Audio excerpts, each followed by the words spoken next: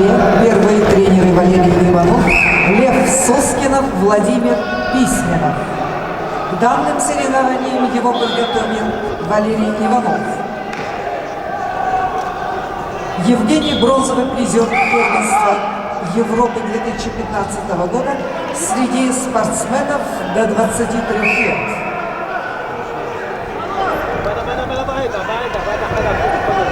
Был дважды